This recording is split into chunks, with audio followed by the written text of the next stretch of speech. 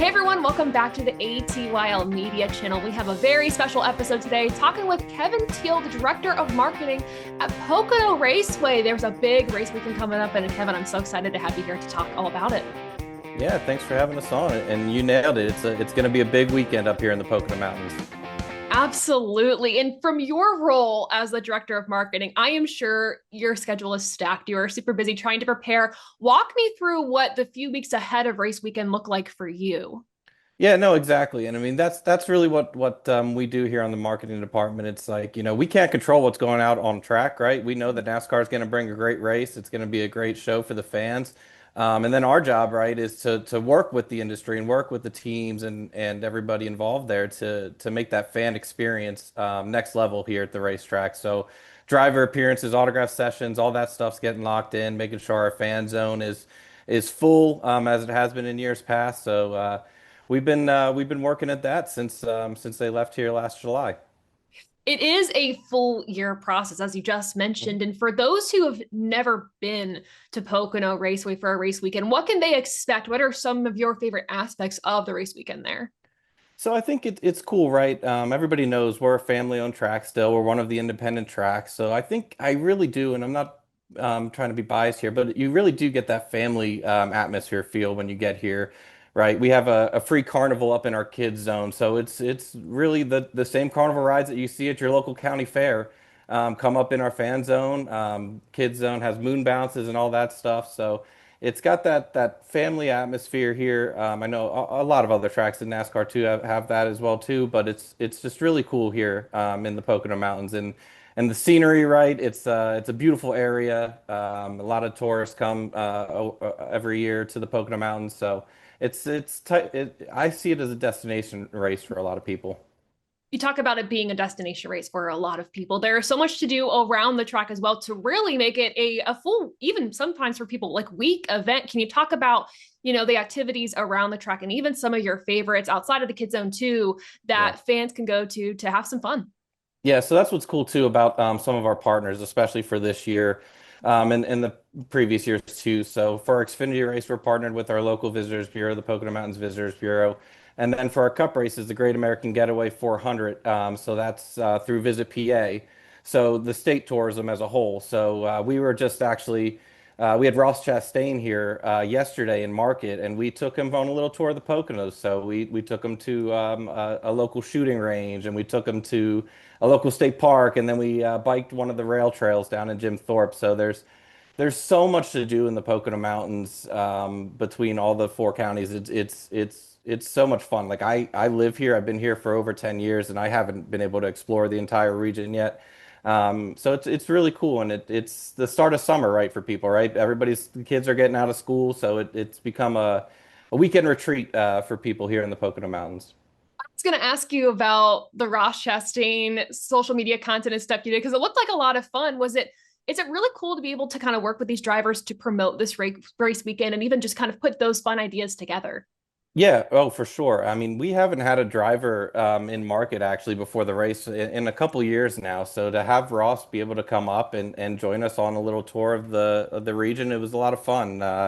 We had to hold him back from smashing the watermelon in Boulder Field. That was their one request, was to not smash the watermelon in the state park. But that was fun. And then we got on some bikes and we were doing some interviews actually with Ross on the bike on a bridge, and a bald eagle flies over. So. Perfect. And our trophy has a bald eagle on it, so it was we told him it's almost like an omen, man. Who knows?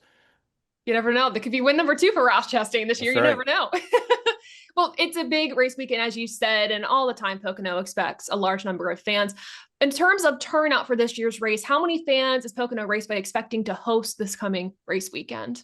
Yeah, so camping is already sold out in our infield. So we've sold out the last 4 or 5 years in the infield. We have a few spots left in our grandstand campground area out there. So be a full camping crowd as well. Our infield block party is going to be bumping every night with live music. The Beast infield block party. So they've been a partner on the block party the last couple of years. So they really bring it. And then grandstand wise, we're tracking towards hopefully another sellout here. That's definitely the goal. The last 2 years have sold out. And even on Saturday too, we've had a huge crowd here for the Xfinity Series race, and Friday as well for the Truck Series. So, going down to the one weekend has been really cool in the sense of, this is your one chance to see NASCAR in the Pocono Mountains. So everything's tracking well, and we hope all the fans come and see us. Of course, with almost sellout crowds and a packed camping ground, there is some concern sometimes maybe about traffic and things like that. And I know last year, due to weather, it caused quite a stir with traffic. I wanted to ask you, if Pocono Raceway has done anything to kind of address that this year to kind of better that experience for fans. Yeah, last year was tough. There was a one pop-up storm in the entire state of Pennsylvania that just happened to form right over the racetrack at like 10 o'clock, right when, and fans know, everybody knows, like, that's a very busy time as far as people getting into the racetrack, right? With the race starting at 2 p.m. So that storm really set us back, with lightning and everything. We had to pull security and stuff, and make sure that everybody was safe first off that was out and uncovered on the grounds there. Mhm. But in addition to that too, we've made some upgrades back in the parking lots to some of the roads and some of the traffic plans as well too. We work closely with the Pennsylvania State Police, and I think we have a good plan going in place. And we learned things from last year, and that's what we do. We learn from not only that, but any feedback that the fans share with us. We have an event feedback form afterwards, and we take all the feedback we can just to continue to improve and learn what the fans want to see, right? Even, I mean, just to spin it back to the fan experience, what type of driver Q&As or autograph sessions or things that you would want to see. We're all ears, always here at Pocono. And I'm very curious to know this. So I always am very keen on looking at like track layouts and where the stands are and what the best seat in the house is to get the best experience. At Pocono, what in your opinion is the best place to sit to enjoy the race weekend? Or are all seats good? I think all seats are good. All seats offer a different level of experience, right? So our lower level and our 100 level, with our straightaway, the cars are picking up a lot of speed. So if you're down closer to the turn one side, the sense of speed down in that lower level is crazy as you get down towards the end of pit road. And then throughout our grandstand, we do have shaded seats up at the top of the grandstand, so that's going to be your best bet to view the entire racetrack. And then I will mention too, for like a more behind the scenes view, we have our Club Pocono area, which we've done a couple renovations to over the last couple years. So that's on the pit side, so you're looking at the main grandstand, but it's got a cool lounge area. There's a drink rail and a bar, so it's a shaded seat underneath there when you get into the lounge. So Club Pocono is pretty cool too if you want a unique experience. I will say if I ever make it to Pocono, which is on my bucket list of tracks to go to, that's where I gotta go. I have to get you up Sounds great. here.